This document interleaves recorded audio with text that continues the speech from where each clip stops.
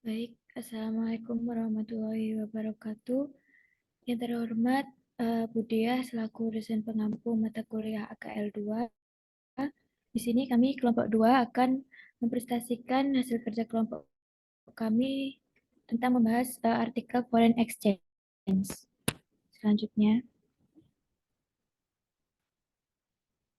untuk anggota kelompok kami sendiri, yang pertama ada Gandhi Kandin NPM 125, Rukmining Tias Niken NPM 193, Febrian Eka NPM 202,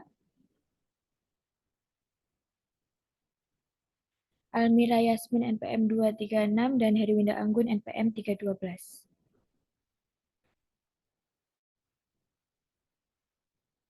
Baik, yang pertama adalah bagian pendahuluan, di mana artikel ini mengangkat topik yaitu apakah resiko sovereign dalam mata uang domestik itu berbeda dalam tingkat dan juga apa saja faktor penentu yang mendasari counterpart atau pihak lain dalam mata uang asing itu sendiri. Di mana resiko sovereign itu sendiri merupakan suatu jenis resiko kredit di mana pemerintah di sebuah negara tidak akan membayar utangnya. Ini bisa saja mungkin terjadi karena mereka tidak memiliki kemampuan atau kemauan untuk melakukannya. Singkat ceritanya itu, risiko ini merupakan risiko gagal bayar atas utang negara atau sovereign debt. Nah, di artikel ini membahas tentang 20 tahun yang lalu, sebagian besar obligasi yang diterbitkan oleh negara-negara emerging market mempunyai peringkat yang lebih tinggi dan didenominasi dalam mata uang dalam negeri negaranya sendiri dan juga bukan merupakan dalam mata uang asing. Nah, di sini mencerminkan pandangan negara tersebut kecil kemungkinannya untuk gagal membayar kewajiban dalam mata uang lokalnya. Nah, mungkin ini karena negara dapat mengenakan pajak kepada rakyatnya dalam mata uang domestik atau mencetak mata uang mereka sendiri untuk membayar utang. Nah, namun pandangan bahwa utang dalam mata uang lokal lebih aman itu semakin memudar selama beberapa dekade terakhir ini. Nah, di artikel untuk mengukur risiko sovereign ini dalam mata uang asing dan lokal, artikel ini mengambil rata-rata peringkat kredit yang diberikan oleh bank sentral. Ada 3 lembaga global utama yaitu Standard and Poor, Moody's, dan juga Fitch. Meskipun inflasi tampaknya meningkatkan kelayakan kredit relatif utang daerah, ketika nilai tukar berfluktuasi, itu memberikan bukti bahwa konsisten dengan inflasi yang lebih tinggi, yang kadang-kadang menurunkan keamanan relatif kewajiban mata uang lokal, menjadi salah satu koefisien yang mendasar pada artikel ini dan menjadikan variabel interaktif termasuk deviasi, inflasi, dan juga target. Dari artikel ini juga memiliki beberapa literatur. Yang pertama yaitu mengembangkan beberapa hipotesis mengapa denominasi eh, merupakan penting bagi resiko kredit negara. Yang kedua, mencatat konvergensi resiko sovereign dalam mata uang lokal dan asing secara perlahan dan stabil pada 20 tahun terakhir. Ini yang terakhir yaitu menganalisis faktor-faktor penentu perbedaan resiko sovereign lokal dan asing, serta apa signifikansi statistik dan ekonominya. Selanjutnya akan dijelaskan oleh rekan saya.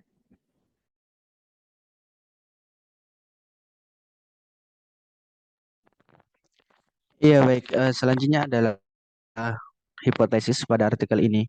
Tapi sebelum kita membahas mengenai hipotesis, jadi pada artikel ini itu terdapat 5 variabel, yang mana 5 variabel tersebut itu nantinya akan mempengaruhi kesenjangan, yang mana yang terdiri dari inflasi, cadangan devisa, original sin, yang keempat exposure sektor perbankan, serta volatilitas FX global.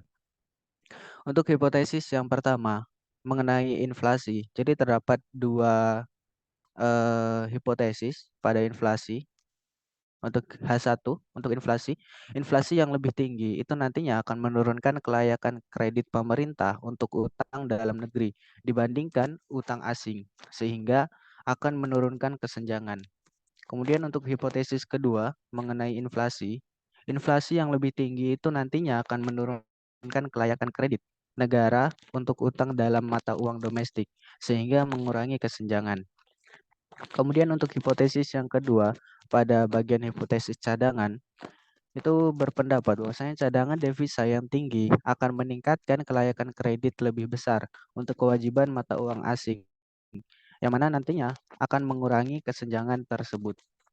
Kemudian untuk hipotesis yang ketiga, hipotesis mengenai original sin yang lebih rendah itu nantinya akan meningkatkan kredibilitas negara. Nah, kelayakan lebih besar untuk kewajiban mata uang asing ini nantinya akan mengurangi kesenjangan tersebut.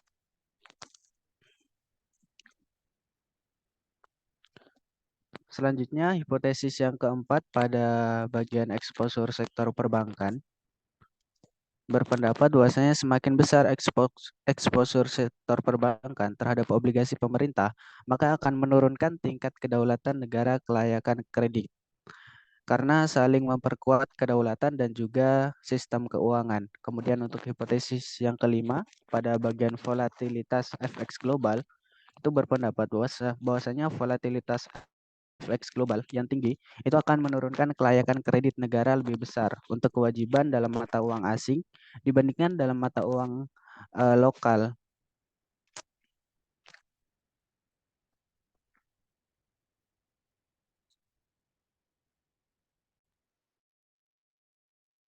Ya, baik.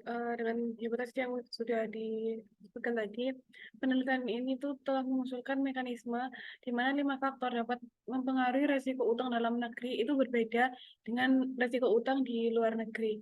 Nah, tentu saja literatur juga menunjukkan banyak variabel lain yang mungkin mempengaruhi resiko kredit negara secara lebih umum.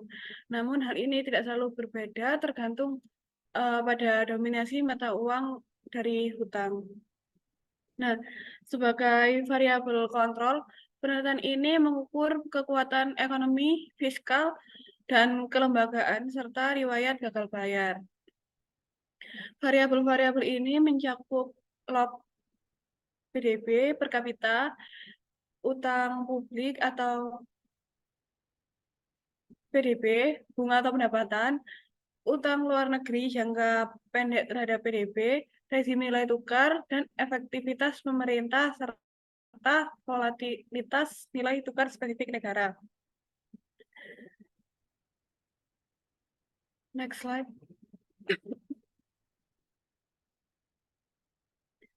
Nah, dibandingkan dengan penelitian mengenai resiko kedaulatan mata uang asing, literatur mengenai determinan resiko kedaulatan mata uang lokal yang diukur berdasarkan peringkat atau lebih khusus lagi, perbedaan antara peringkat negara dalam mata uang lokal dan mata uang asing itu relatif jarang. Nah, untuk literatur terkait yang pertama, dari Piker tahun 2003 memberikan gambaran awal mengenai kesenjangan peringkat negara dengan mencatat kesenjangan antara peringkat negara yang lebih tinggi untuk mata uang lokal versus mata uang asing dan kurangnya hubungan yang seragam antar dominasi utang dan kemungkinan gagal bayar. Ia juga mendokumentasikan lebih banyak perbedaan pendapat di antara lembaga-lembaga tersebut mengenai pemeringkatan dalam negeri dibandingkan dengan pemeringkatan luar negeri, sehingga menunjukkan bahwa lembaga-lembaga tersebut kecil kemungkinannya untuk melakukan hal yang sama untuk menyepakati resiko mata uang lokal dibandingkan resiko negara mata uang asing. Nah, Kisuf dan Baker tahun 2006 melakukan analisis kesenjangan antara peringkat mata uang dan mata uang lokal dan asing di 101 negara. Nah, berbeda dengan penelitian ini yang sesuai hipotesis tadi, itu mereka menemukan bahwa inflasi yang lebih tinggi menurunkan peringkat mata uang lokal lebih besar dibandingkan peringkat mata uang asing. Dan dengan demikian menyebabkan kesenjangan lebih kecil. Namun, para penulis tidak mengeksplorasi ketergantungan pada pinjaman mata uang asing, kepemilikan bank atas uang pemerintah, dan volatilitas nilai tukar global. Mereka juga memperkirakan regresi hanya pada periode 1995 sampai 2003, ketika peringkat mata uang domestik masih merupakan produk yang relatif baru dari lembaga pemeringkat. Lalu yang selanjutnya yaitu Reinhardt dan Rugov mendokumentasikan frekuensi kedua jenis default negara. Namun dalam hal menilai faktor-faktor penentu kedua jenis tersebut, rujukan utamanya kini yaitu karya Gineret dan Soucy pada tahun 2016 yang baru-baru ini diterbitkan. Mereka menemukan bukti yang konsisten dengan beberapa hipotesis yang disebutkan, namun tidak seluruhnya. Nah, misalkan sektor perbankan yang lebih besar akan membuat negara cenderung tidak mengalami gagal bayar utang dalam negeri. Mereka juga menemukan bahwa tingkat inflasi yang tinggi membuat suatu negara lebih besar kemungkinannya untuk tidak membayar kewajiban dalam mata uang lokal. Lebih lanjut lagi, mereka tidak menemukan bukti bahwa faktor-faktor global seperti yang diproyeksikan oleh matriks lainnya dan memberikan perbedaan terhadap default mata uang lokal atau asing.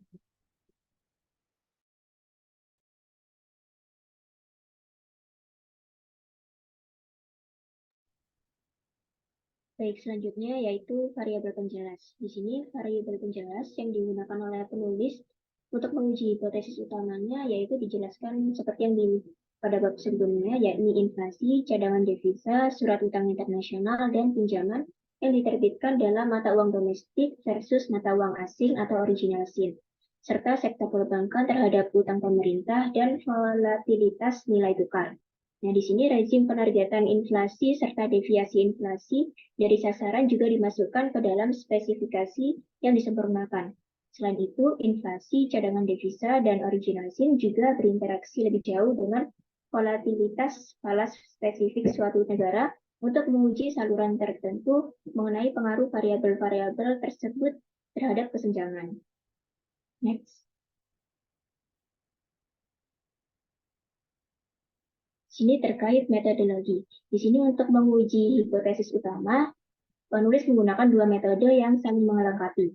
Yang pertama dengan memperkirakan dua regresi, yakni mata uang asing dan lokal, dengan menggunakan serangkaian variabel penjelas yang sama untuk membandingkan tanda, ukuran, dan signifikasi koefisien dari kedua regresi tersebut secara sesuai. Nah, dalam menjalankan regresi logistik multinomial, panel secara terpisah antara peringkat mata uang asing dan lokal. Di sini penulis juga memperkirakan kemungkinan peringkat tersebut berada pada salah satu dari 19 kategori, diantaranya mewakili peringkat masing-masing negara yang diindeks menjadi mata uang asing atau lokal.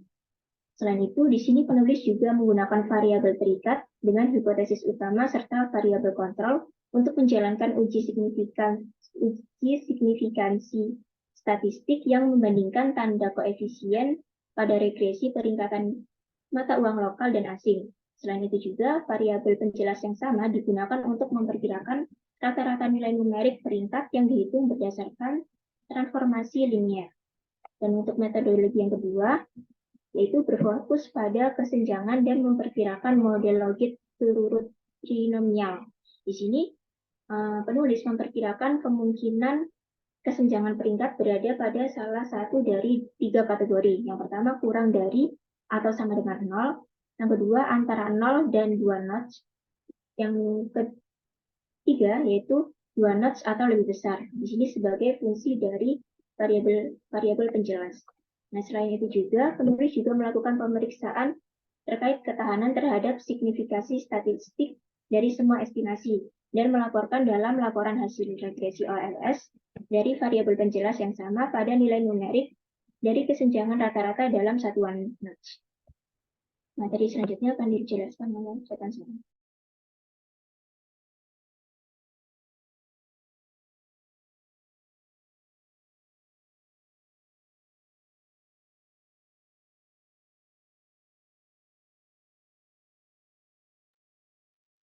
Baik, yang selanjutnya yaitu hasil.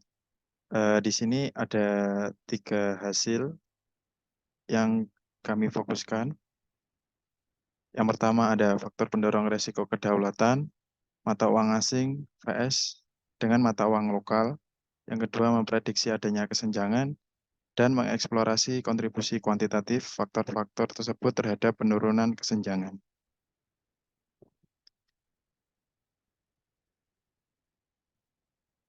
Dari tabel tersebut menunjukkan bahwa inflasi merupakan pendorong resiko kredit yang sangat signifikan dalam kedua regresi dan tampaknya terdapat dampak yang lebih besar terhadap resiko kredit mata uang lokal seperti yang diperkirakan pada hipotesis 1B. Hasil terakhir ini konsisten dengan pandangan bahwa tingkat inflasi yang tinggi dampak negatif terhadap layanan kredit dalam mata uang lokal bisa lebih besar karena meningkatnya biaya monetisasi dan dengan demikian meningkatkan insentif untuk gagal membayar utang dalam mata uang lokal. Original sin mencerminkan sejauh mana peminjam suatu negara bergantung pada utang dalam mata uang asing untuk mengumpulkan dana dari luar negeri juga merupakan faktor penentukan kelayakan kredit negara dan sesuai dengan hipotesis ketiga. Hal ini juga merupakan faktor yang menentukan bahwa kelayakan kredit negara memiliki dampak yang tidak proporsional terhadap kewajiban mata uang asing, sementara original sin yang lebih sedikit meningkatkan peringkat kredit keduanya, kewajiban mata uang lokal dan asing. Hal ini berpengaruh pada peringkat mata uang asing. Hasil penelitian ini mendukung terhadap hipotesis keempat karena eksposur sektor perbankan terhadap utang pemerintah mempunyai hubungan negatif yang signifikan terhadap utang pemerintah kelayakan kredit pada tabel 4. Hubungan negatif juga lebih kuat pada utang dalam mata uang lokal yang menunjukkan bahwa kepemilikan bank sebesar utang negara dikaitkan dengan kesenjangan yang lebih sempit.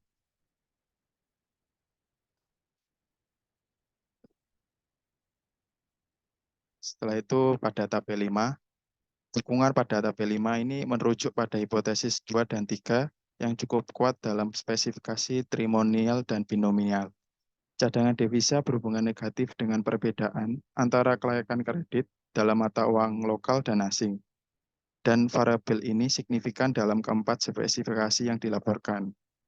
Hipotesis efek original sin atau kecenderungan ketergantungan yang lebih besar pada pinjaman mata uang asing mempunyai dampak negatif yang tidak proporsional terhadap risiko mata uang asing, didukung oleh tanda positif untuk koefisien kesenjangan pada tabel 5, dan juga sangat signifikan secara statistik signifikan dalam keempat spesifikasi.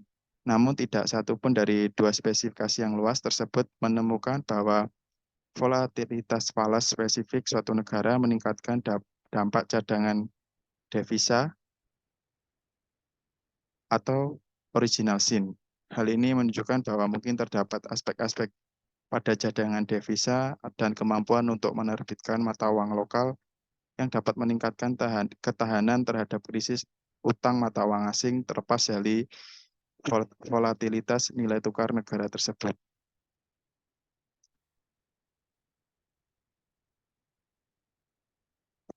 Kesimpulannya, perbedaan risiko dalam hal mata uang lokal dengan uang asing penting bagi investor dan juga regulator. Dalam memperoleh informasi dalam literatur, terdapat beberapa langkah yang dilakukan, yaitu pertama, mendokumentasikan beberapa lembaga-lembaga kredit utama, lalu mengurangi kesenjangan antara tingkat peringkat mata uang lokal dan mata uang asing dari waktu ke waktu di semua wilayah. Kedua, kami mengembangkan 5 hipotesis berdasarkan literatur mengenai denominasi mata uang mungkin penting bagi risiko kredit negara dan mengapa mungkin ada kesenjangan antara kelayakan kredit dalam mata uang domestik dan asing. Dari keempat hipotesis menghasilkan implikasi terhadap hubungan kesenjangan terhadap variabel tingkat negara yang dapat diamati, inflasi cadangan, ketergantungan pada pasar utang mata uang asing, dan kepemilikan perbankan atas utang pemerintah. Sekian dari kelompok kami. Apabila ada kurang dan salah kata kami mohon maaf. Assalamualaikum warahmatullahi wabarakatuh.